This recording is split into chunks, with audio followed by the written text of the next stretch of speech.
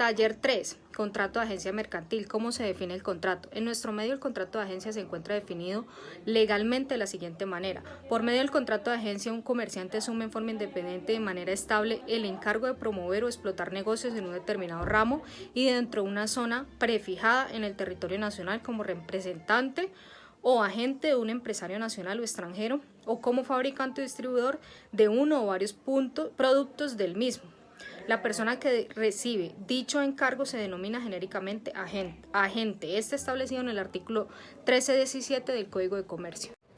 Buenos días, compañeros. Voy a respuesta al punto 2.2, donde nos pregunta si el contrato de agencia mercantil es típico o atípico. Es típico o nominal, ya que se encuentra previsto y regulado en la ley contenido en los artículos 1317 y 1320 del Código de Comercio. ¿Sí? El contrato de agencia comercial es una especie de mandato, también de naturaleza consensual, en el que el mandatario, en su calidad de comerciante, dentro de una zona determinada con autonomía y en forma estable, promueve y explota los negocios de otro de acuerdo con la gestión encomendada, por cuenta y riesgo de la primera, sin que sea de su esencia la representación del mandante, tampoco que el contrato contenga la especificación de la facultad del agente, ni el ramo sobre el que versen las actividades, ni el territorio dentro del cual se desarrollen. ¿Sí? Esa es la respuesta del 2.2. El 2.3, podemos decir que el contrato de agencia mercantil tiene la función económica de promover o explotar negocios, donde la gente promueve y explota los negocios del agenciado, que puede ser un empresario nacional o extranjero, en una zona geográfica preestablecida. Ese es mi aporte. Muchas gracias. Buenas noches, compañeros. Del contrato de agencia mercantil me corresponde a mí hablarles del punto 2.4 y del punto 2.5. En el punto 2.4 encontramos cómo se perfecciona el contrato. Entonces el contrato se perfecciona en la entrega que el depositante hace de las cosas al depositario. Eso lo encontramos regulado entre los artículos 1170 al 1191. También entre ello la Corte Suprema de Justicia acudió al criterio de revisionista para aclarar que el contrato de depósito mercantil es real. Así se pronunció en un fallo del día 26 de febrero del año 2010, donde el propósito era de un caso que se debatió y se habló sobre este punto.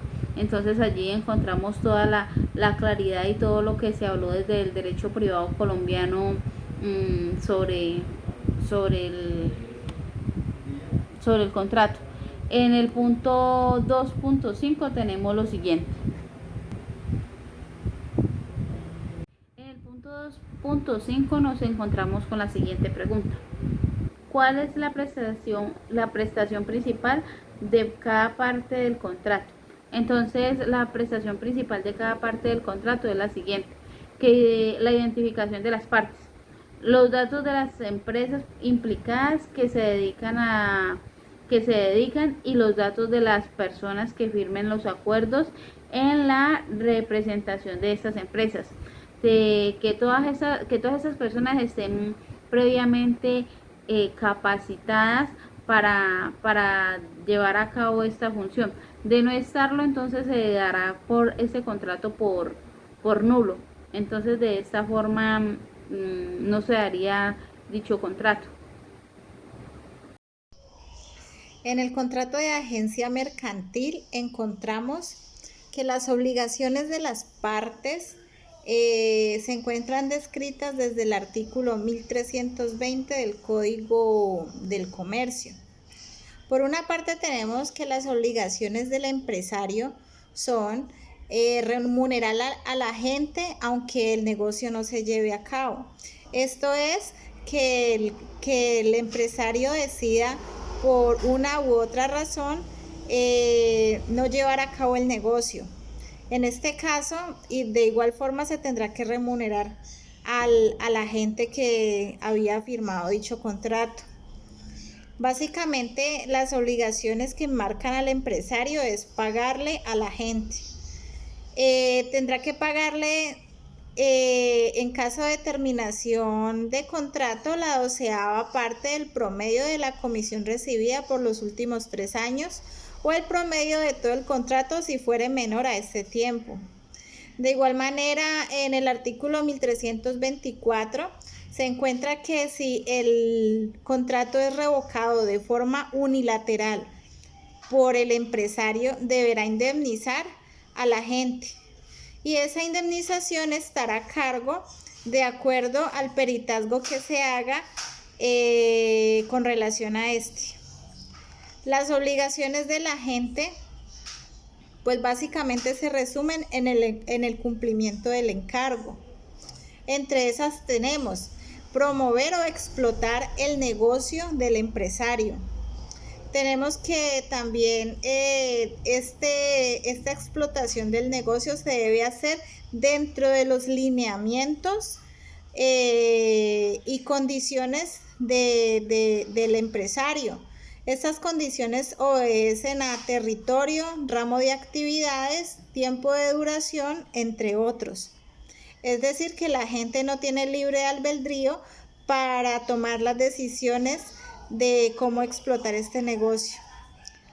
El agente deberá rendir un informe detallado al empresario de todo lo que es el negocio y cómo se surte a través del cumplimiento del contrato.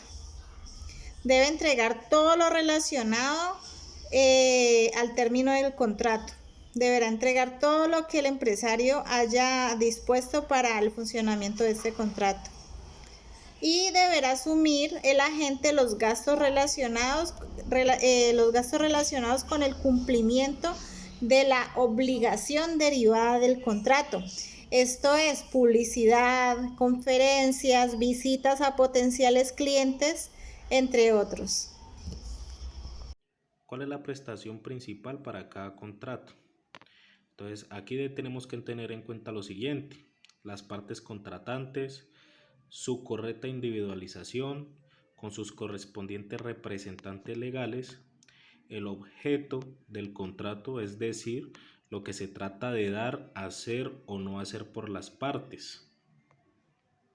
Muy buenas noches, doctor. Muy buenas noches, compañeros. Rápidamente voy a hablarles de unas preguntas del contrato de agencia mercantil, específicamente la 2.8 que me corresponde, que habla de qué condiciones puede tener la cesión del contrato. Estas condiciones las encontramos desde el artículo 888 al 896 del Código del Comercio. El 888 nos habla de las formas para hacer la cesión. 889, aceptación tácita en contratos de suministro en cesiones de contratos. El 890, responsabilidad del cedente. 891, obligación de dar aviso al cedente sobre la mora o el incumplimiento.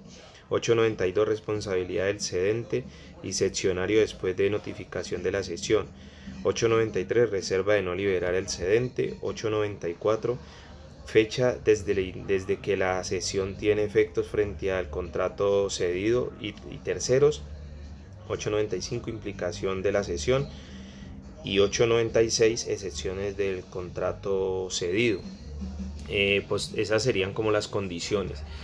Posteriormente encontramos en la pregunta 2.9 que si existe alguna transferencia de derecho de dominio en el contrato. Efectivamente sí existe la transferencia del derecho de dominio, y esa la encontramos codificada en el artículo 740 del Código del Comercio. Entonces dice que la tradición es un modo de adquirir el dominio de las cosas y consiste que la entrega que el dueño hace de ellas a otro, habiendo por una parte la facultad e intención de transferir el dominio y por la otra la capacidad e intención de adquirirlo.